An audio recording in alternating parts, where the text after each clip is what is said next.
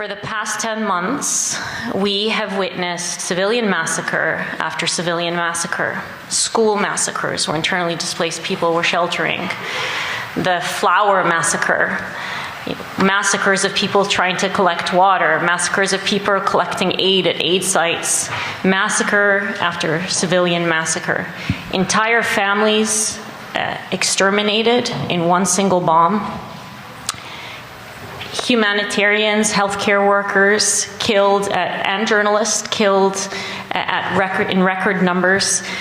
Pediatric amputations in children that are breaking records. Over 17,000 children who have lost one or both parents since October in Gaza. We have treated so many children who have lost their entire family that it has a term has been coined to describe these children. You've probably heard it, wounded child, no surviving family, WCNSF. This is a term that has been coined since October to describe this very frequent phenomenon that I personally witnessed more times than I can count while I was there.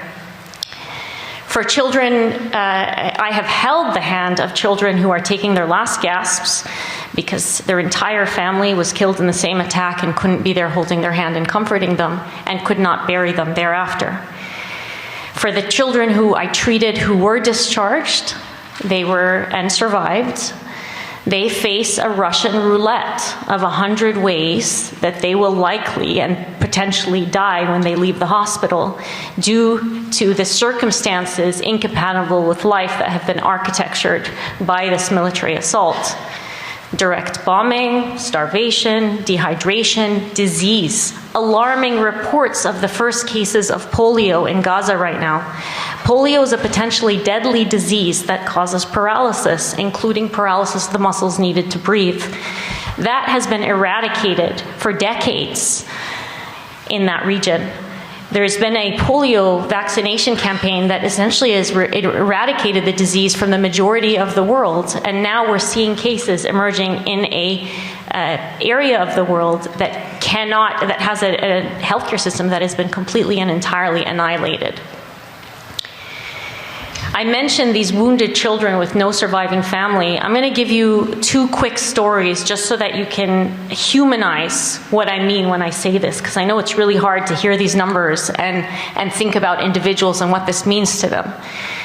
I received a young boy into the emergency department during one of the mass casualties who had half of his face and neck blown off. Luckily, the organs that are vital for breathing and blood supply to the brain were preserved. They were visible, but preserved. And he was talking to us. He couldn't see himself, so he didn't know what he looked like at that point in time, and he kept asking for his sister. His sister was in the bed next to him. The majority of her body was burned beyond recognition. He didn't recognize that the girl in the bed next to him was his sister. His entire family, parents, and the rest of his siblings were killed in the same attack. That boy survived, and the next day I went to see him, a very young plastic surgeon, one of the few remaining plastic surgeons in Gaza, because the others have either been killed or have fled, understandably, had removed part of his chest and created a graft to cover those vital organs of the neck. He was lying in his bed and mumbling because it was so difficult to talk, and he kept saying, I got really close to him and he said, I wish I had died too. And I said, what? And he said, I think my entire family has gone to heaven. Or it's not my entire family. His exact words were something effective. Everybody I love is now in heaven. I don't want to be here anymore. That is one of so many stories. I'm so sorry, Leila, but I think people need to hear this. I'm giving you the story of one child.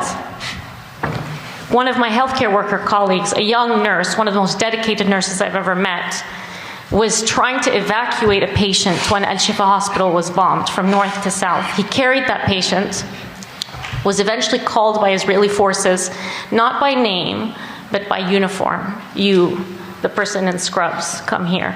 He was subsequently detained for 53 days. He reported physical, sexual, and psychological torture while in detention and ultimately released because he had no crime. After he was released, he worked constantly Because one, he was so dedicated, and two, he suffered from severe insomnia from the trauma of his detention. He was always in the resuscitation room of the emergency department, cleaning out sand from the eyes of people pulled from under the rubble, trying to comfort them. One day, overnight, he fell asleep holding the body of a dead child, still with the breathing tube in, after they had failed to resuscitate the infant. Another day, I asked him to go home because he hadn't slept in so many hours, so he left the hospital. A couple hours later, I see him in the emergency department trying to resuscitate a man whose both legs and one arm had been blown off. I asked him what he was doing in the hospital. I thought, you went home to rest. And he said, this is my sister's husband. They woke me up to tell me that the aid distribution site had been bombed and my sister's husband had gone there. So I went to find him and found him severely injured. So I helped him resuscitate this patient. His home has been destroyed. He's a young man, he's engaged, he's trying to get married, he had a whole life ahead of him, and he was a very dedicated healthcare worker. I'm giving you two stories, a child and a healthcare worker, but these are representative of literally almost everybody I know in Gaza. I don't know a single healthcare worker who has not lost multiple members of their family.